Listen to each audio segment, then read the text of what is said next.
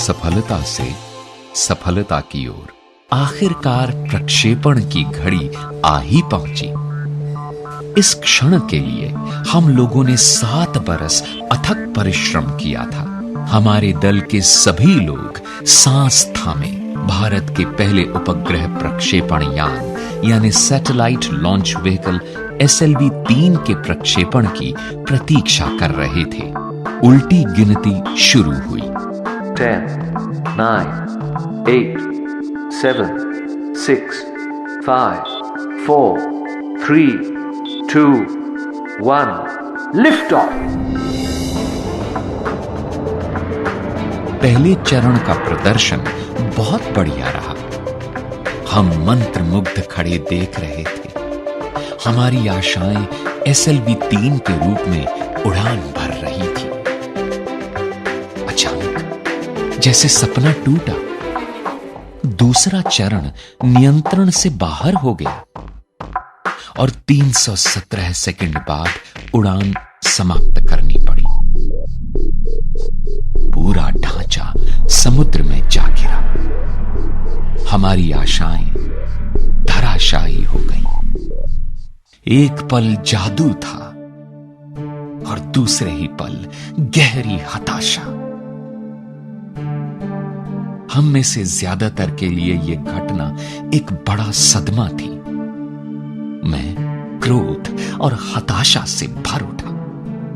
एक संवाददाता सम्मेलन का आयोजन किया गया था, जिसमें प्रक्षेपण की असफलता के कारणों पर चर्चा होनी थी।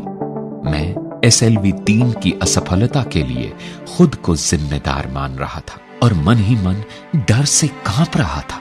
मैं जानता था कि संवाददाता सम्मेलन में मेरी और मेरे दल की खूब आलोचना होगी, लेकिन हमारे संगठन के अध्यक्ष प्रोफेसर सतीश धवन ने मुझसे माइक ले लिया और आत्मविश्वास के साथ सभी प्रश्नों के उत्तर दिए। उनके अविचलित रहने और विचारों की स्पष्टता से मैं सचमुच बहुत प्रभावित हुआ।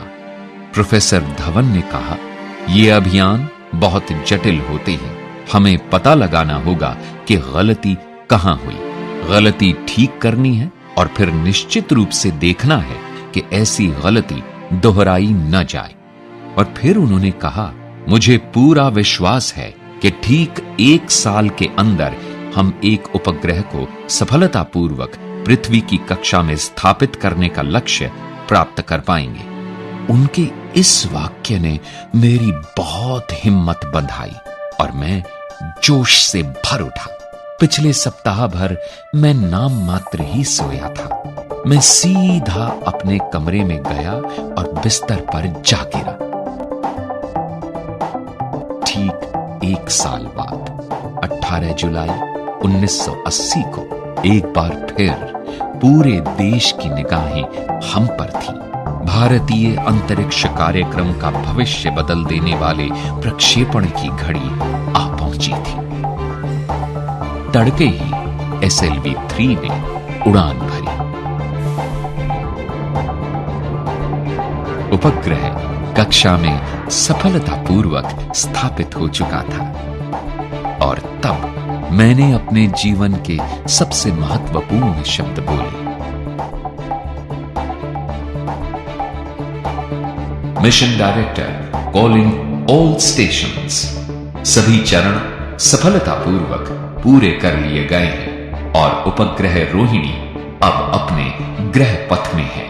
चारों ओर से उल्लास भरी आवाजें उठने लगी। जब मैं इमारत से बाहर निकला तो मेरे सहकर्मियों ने मुझे कंधों पर उठा लिया और जुलूस बनाकर प्रक्षेपण स्थल की ओर ले चले।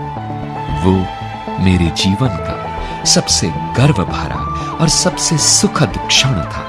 मुझे अपने दल पर बहुत गर्व हुआ। पूरा देश उत्साह से भर उठा। भारत उपग्रह प्रक्षेपित करने की क्षमता से संपन्न देशों के छोटे से समूह में शामिल हो गया था। हर अखबार के पहले पृष्ठ पर उपग्रह के सफल प्रक्षेपण की खबर थी। एक बार फिर संवाददाता सम्मेलन हुआ।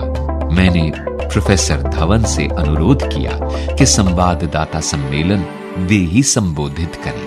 लेकिन इस बार उन्होंने माइक मेरी ओर करके मुझे ही प्रश्नों के उत्तर देने दिए।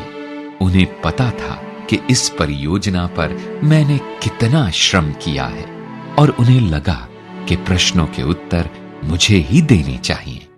उस दिन मैंने सीखा कि दल का नेता अपने दल का मार्गदर्शन कैसे करता है। वो असफलता का दोष खुद लेकर सफलता का श्रेय अपने दल को देता है। मैंने मन ही मन सोचा कि काश किसी दिन मैं भी ऐसे ही अपने दल को प्रोत्साहित कर पाऊं।